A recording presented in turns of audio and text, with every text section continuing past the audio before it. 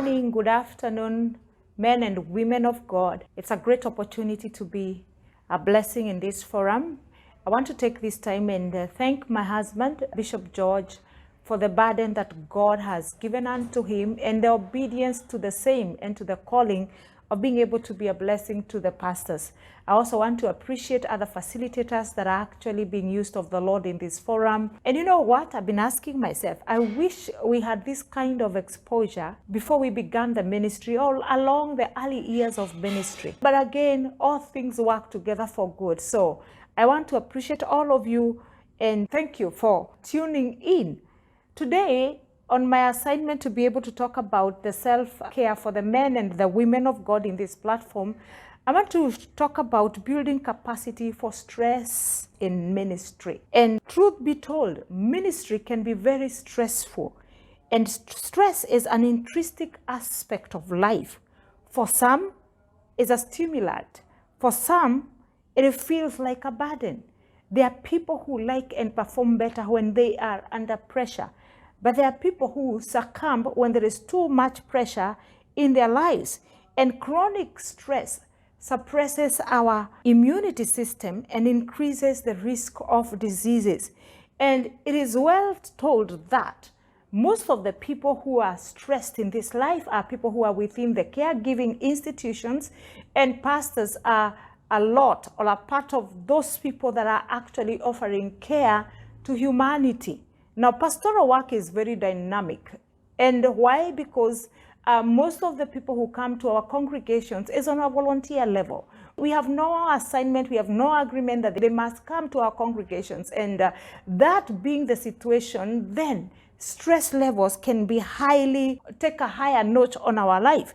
Now, the ministry stress comes from our congregations. The ministry stress comes from our marriages. They come from a lack of training. Most of us have received the call of God, and there is no training on how to manage the people of God. We don't have training on how to handle administration matters, on how to handle management matters. And most of us, again, the finances are actually not even there for us to be able to employ professionals that are trained to be able to do that kind of work. For them that are able to employ professionals, bless the Lord. I know the magnitude of stress may not be as the same to them that are working with people who are actually a volunteer staff.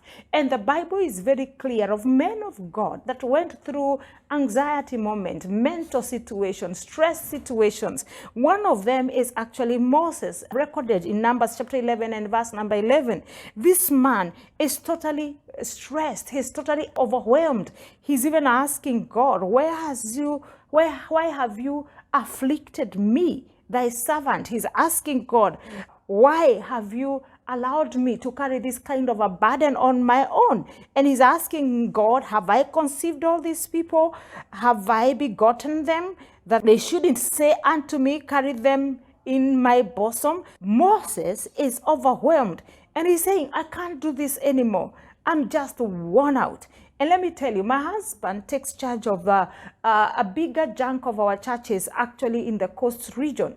And at times I've seen him stressed. At times I've seen him stressed by the junior pastors or the pastors that he is leading. At times it's rebellion in the ministry. At times it could be immorality within the pastors, and a lot of things. And it can really be overwhelming. Now, Moses, in acknowledging on how stressed he is, he says, I'm not able to bear all these people alone because it's too heavy for me.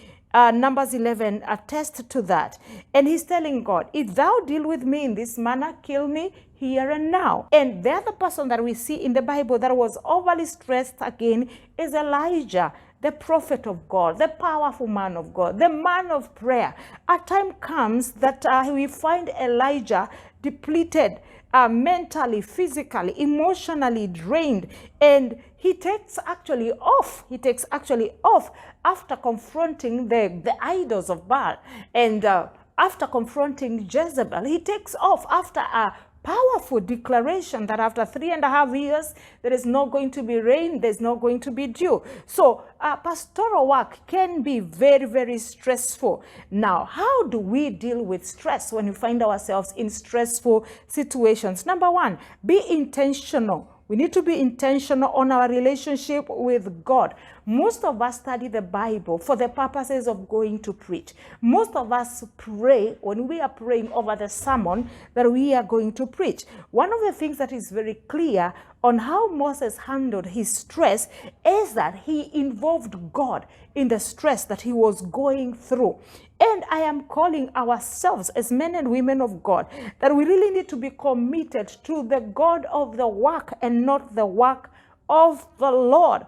When we get into stressful moments and no one is there for us, God will always stand together with us. And this is very clear on how Moses handled it. Look at Moses in Numbers chapter number 20, from verse number 1 there. He is in a very stressful moment again. And why? He has lost the sister Miriam. They left together in Egypt. Miriam has been together with Moses, the praise and worship leader. She's the one who sang songs when they crossed actually the Red Sea. A time comes that this lady is actually no more. But look at the selfishness of the people that we lead. And pastors, I pray that we will wake up to this understanding that the people that we lead are only following us for what we can be able to give them. When the anointing, when the grace of God, when you cannot be able to offer that which they want, they will not follow us and they will actually leave us. So when we wake up to that understanding, then we will value more our time in the presence of God than we value the time with them. Now, the Bible is very clear from verse number 9 that Moses actually took a rod from before the Lord as he commanded him. And Moses and Aaron gathered the assembly together before the rock, and he said to them, "Hear now, you rebels, must we bring water for you out of the rock?" Then Moses, he's even angry. Then Moses lifted his hand and struck the rock twice with his rod, and water came out. Look at this. He's even doing a miracle at the pursuit of God desiring him to give them water. But they had forgotten that he had actually lost his own sister, but they are demanding for water. But he faced down, worshiping God, praying and beseeching God, and God gave him a way out for the people of God. So what am I saying? Let us not exchange the work of the Lord with the Lord of the work. Number 2, we need to invest in a healthy family relationship. The quality of family relationships, including our own wives and our own children, is a great social support for us. You know, it provides for us love, it provides for us care, it provides for us the advice that we need. And I know most of us men of God, at times we abandon our wives without knowing that they are the greatest source that can be able to be a support system. I'm encouraging us to work it out to make sure that our wives buys our vision, to make sure that our wives are the first disciples that are following us. Why? At times of highly stressful moment, it is our wives that are actually going to give us that support mechanism. Look at Moses. Moses had abandoned Zipporah and left Zipporah with the father-in-law Jethro. At the point of bringing Zipporah and the 2 sons is when he's getting Moses again stressed by the way he was judging the people of Israel. We need to trust God to help us and work the dynamics, because I know it is not easy to work with our wives, but let's work on the dynamics of making sure that they understand our vision. They understand the pressure we go through. They actually are the best support mechanism for us, because when you get sick, you will go back at home to your wife. I have seen many men of God who have been sick during the COVID period. Their wives were the only ones that were being allowed to see them in the ICU. You can imagine, this woman will nurse you at the worst point of your life. It can only be encouraging. It can only be a supportive system if you have a good relationship with our wives. Our children are a great support system. You know, I'm reminded of a pastor who got sick and was in the ICU. Let me tell you, the people who managed to take care of that man of God in the ICU was the son and the daughter. They would work it out, keep on giving us information on how the man of God God is actually doing in the ICU. And I was saying to myself, what a resource that we have in our own families to be able to be a falling back position when even our members cannot be able to see us. The other way to manage these stressful moments is to make sure, or to build the capacity for stressful moments, is to manage the work of God skillfully.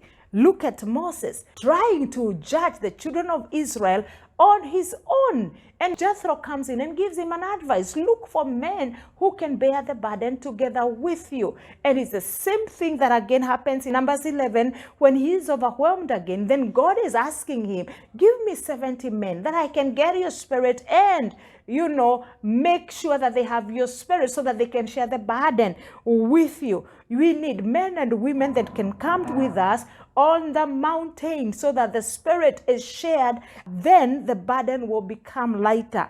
Then the other thing is that we need to categorize our friendship. Who is your friend? Who can you run to when you are in trouble? One time we were sick in this house, me and my husband, and we were scrolling our phones. Both of us got COVID. Our daughter was sick in Nairobi. Our son was sick in the US. We were sick in the house.